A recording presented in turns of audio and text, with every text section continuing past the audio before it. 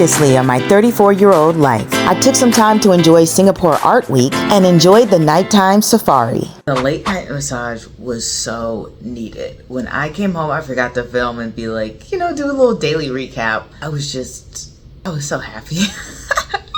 But it's a new dawn, it's a new day. So we are off for an adventure. As you know, we did not get to do the Red Panda yesterday, so we're gonna see if we can do it today. Right now, I'm gonna go eat breakfast. I'm in Little India, so there's just a bunch of Indian restaurants. I've never had Indian food for breakfast. I'm not saying it's bad, I'm just saying I've never had it. So that is where we're at, and we're gonna go and make sure that we enjoy our day. Here's the outfit. Like I said, t-shirt, shorts, not much to look at.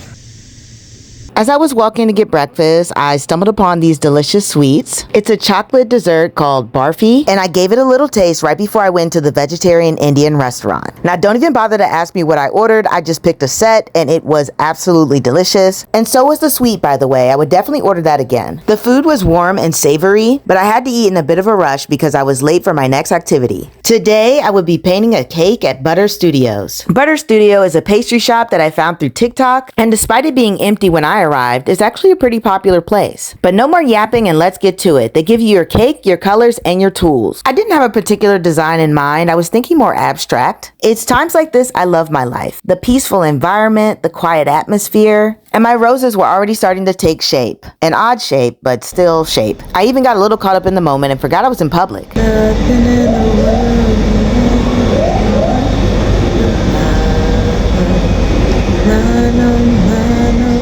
Anyway, this is how everything turned out. Tulips surrounded by greenery. When it comes to activity alignment for my possible future move, so far Singapore has been killing it. Now on to unfinished business. I made it back to the Mandai Wildlife Reserve. Alright, we have made it to the zoo. I'm going straight to the Red Panda. I don't really care too much about other stuff since I was here last night. I got to see a bunch of the different animals. We're going on the river journey.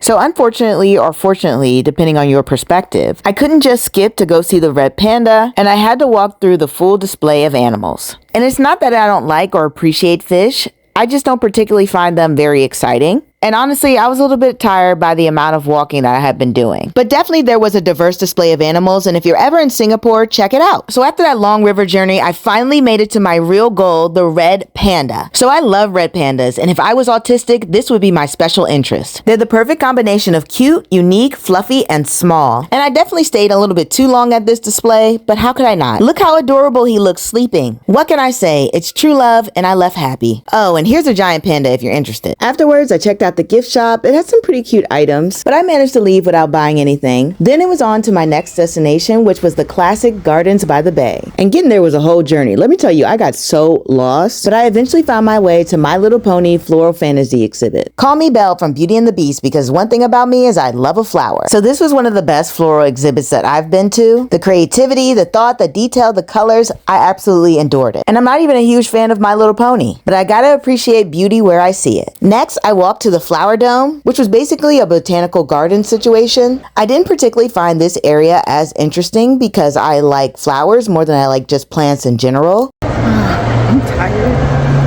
Plus, it had been a long day and the area was really crowded. I didn't realize this was such a big tourist attraction. I guess that's one thing I'll have to keep in mind about Singapore. If something is popular, then it's very popular. Speaking of popular, the Cloud Forest was my last stop at the Gardens of the Bay Area, and it was wildly theatrical. It was a Jurassic World theme experience, which I didn't even know I needed in my life.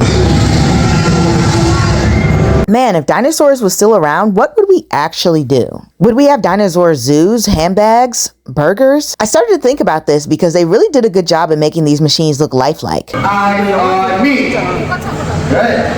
All of you will notice Blue here is able to follow my hand. My day had been wonderful so far, but now it was time to eat at Wonderland Upside Down, an interactive omakase experience based on Alice in Wonderland. Some guests even decided to dress up. The whole premise is they take you into different rooms, try to entertain you with jokes or stories while serving you different dishes. My favorite room was definitely the Cheshire Cat. They were very funny and extremely animated. Yeah! You know what? I'm a little bit bored, so here's what we're gonna do here. Watch.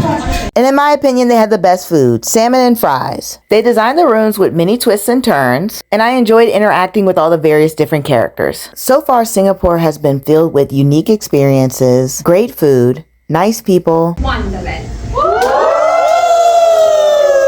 and plenty of exciting moments. I could definitely see myself living here in the future. It has a peaceful vibe that I haven't really felt in most countries. But there's still more to consider, and I will continue my assessment tomorrow.